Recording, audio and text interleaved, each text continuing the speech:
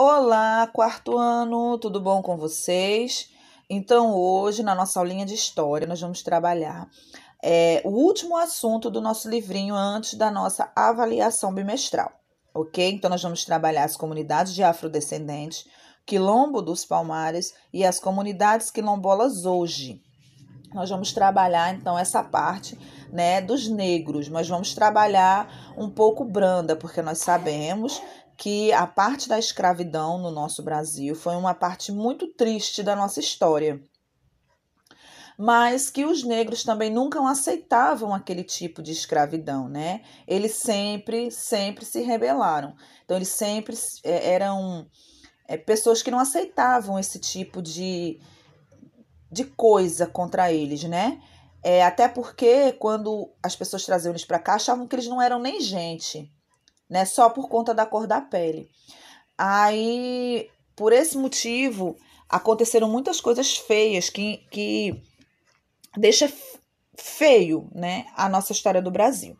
Então, primeiramente, nós vamos trabalhar a comunidade dos afrodescendentes, certo? Nós temos aí na página 132, que é onde começa a nossa aulinha, um texto, né, uma música, né, de Mauro Duarte e Paulo César Pinheiro, que fala mais ou menos sobre isso. Na página 133 está escrito assim: a liberdade é algo que todos devemos ter, e todo povo deve lutar por ela. É por isso que os escravos africanos sempre se rebelaram contra seus senhores, pois também nunca aceitaram a escravidão. Esse regime não deve ser imposto a ninguém nos dias de hoje, assim como não deveria ter sido no passado. Olha esse texto, gente. Esse regime não deve ser imposto a ninguém nos dias de hoje, assim como não deveria ter sido no passado. Sabemos que em todos os locais onde os escravos trabalhavam, aconteceram sim revoltas, rebeliões, lutas, fugas, porque eles não aceitavam também esse tipo de tratamento que faziam com eles. Em alguns locais, os escravos fugitivos organizavam-se em quilombos. Então, o quilombo era um local de refúgio que geralmente ficava localizado em florestas. Alguns quilombos chegaram a ser muito grandes e conhecidos, como, por exemplo, o Quilombo dos Palmares, que depois a gente vai estudar um pouquinho sobre ele, entre Alagoas e Pernambuco. Sempre que havia quilombos, sabe-se que havia quilombos desde o ano de 1630 até a época da abolição, que foi em 1888. Ou seja, desde o início da implantação da escravidão no Brasil, os escravos sempre resistiram. Saber que existia um quilombo já fazia os outros escravos sonharem com uma vida de liberdade e estimulava novas fugas, o que era uma ameaça à colonização e à exploração do nosso Brasil. Portanto, os quilombos sempre foram perseguidos pelos donos dos escravos, que tentavam destruí-los e recuperar os seus fugitivos. Teve época que era até os policiais iam atrás também, né? E era errado aqueles que fugiam, né? A vida nos quilombos não era fácil, mas era muito melhor que a escravidão. Eles viviam da agricultura, recebiam apoio dos escravos que não conseguiam fugir e dos comerciantes que vendiam tecidos para a própria sobrevivência. Ainda hoje há comunidades formadas por descendentes de africanos, especialmente nos locais onde haviam quilombos.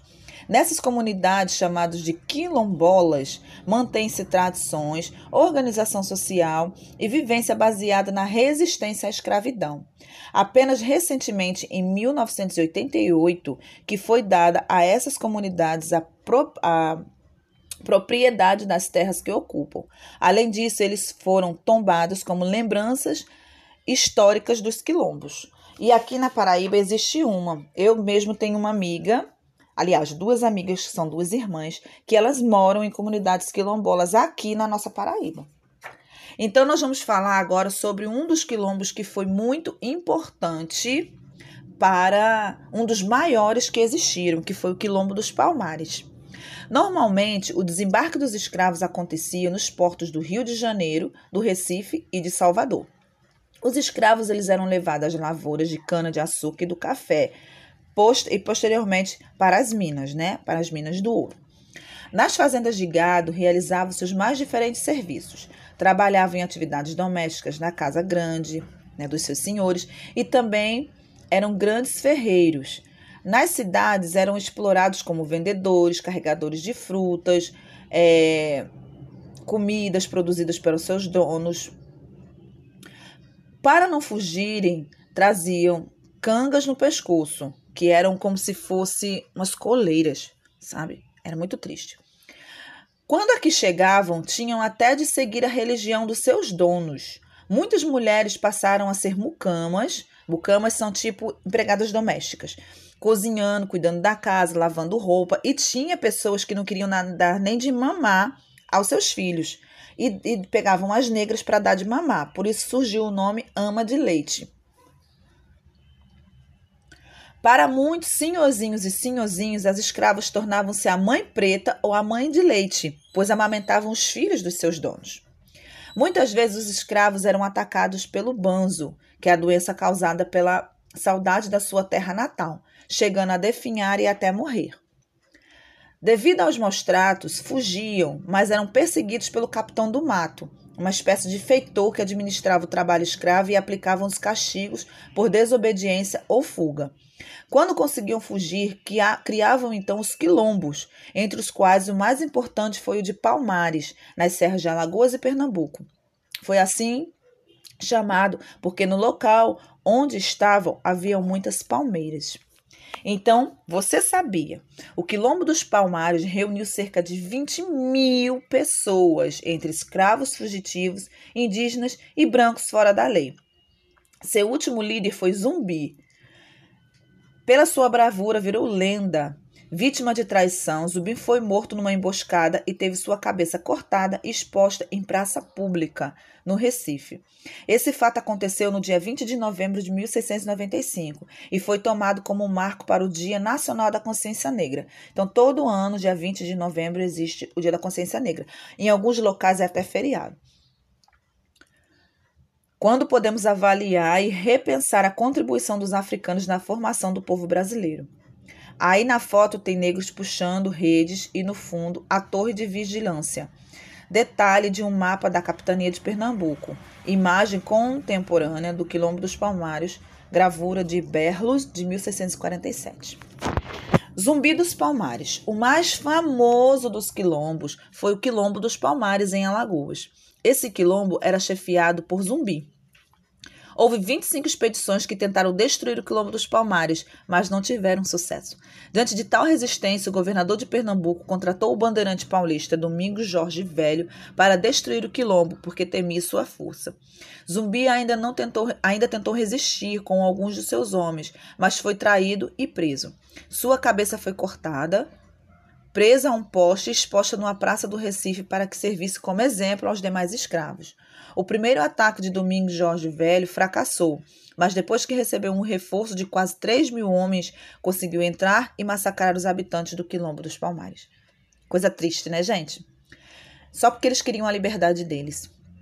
Você sabia a presença da mulher negra nos quilombos? Algumas mulheres se destacaram nos quilombos, como Alcoatume, líder do Quilombo dos Palmares, princesa da África, filha do rei do Congo, foi vendida como escrava para o Brasil. Chefiou uma das povoações que levava o seu nome, Mocambo de Alcoatume. Teresa de Caritere, rainha do Quilombo Caritere, durante 20 anos no século XVIII. Liderou um grupo de negros indígenas, impôs tal organização ao Caritere que o quilombo sobreviveu até 1770. Então, ele se caracterizou pelo trabalho com forja, pois transformava em instrumentos de trabalho ferros utilizados contra os negros. E Dandara, que foi uma das líderes femininas negras que lutou, junto com Zumbi dos Palmares, contra o sistema escravocrático. Dandara se colocou ao lado de Zumbi contra Ganga Zumba, por este assinar o Tratado de Paz com o governo português. E, por último, as comunidades quilombolas de hoje. Espalhadas por muitos estados desde a época da escravidão, somente após 1981, quando se começou a projetar o Memorial Zumbi dos Palmares, erguido no sítio histórico da Serra da Barriga, em Alagoas, é que a história dessas comunidades entrou na pauta dos movimentos negros. Daí a Constituição Federal, promulgada em 1988, ano do centenário da abolição, trouxe, né, em seus dispositivos, em suas leis, o seguinte texto: aos remanescentes das comunidades de quilombo que esteja ocupando suas terras, é reconhecida a propriedade definitiva, devendo o Estado emitir-lhe os títulos respectivos. No mesmo instante, era criada a Fundação Cultural Palmares, órgão do Ministério da Cultura, que tem como uma de suas atribuições o levantamento dos quilombos contemporâneos existentes no território nacional. Então, numa sequência, a partir de 1995, o governo federal criava um grupo interministerial para valorização das populações negras rurais quilombolas do Nordeste. E o governo da República entregava os primeiros títulos à comunidade remanescente de quilombos em vários estados do país. Então, aí temos o quilombo de Curiaú, que é o primeiro grupo social quilombola reconhecido no Amapá. Ok? Então, estudando tudo isso, gente, vocês vão reler as páginas 132, 133, 136, 137 e 139 e vão responder as páginas 134, 135, 138 e 140. No final do dia, Tia Ana coloca para vocês o gabarito, ok? Então, bons estudos e qualquer dúvida estarei por aqui.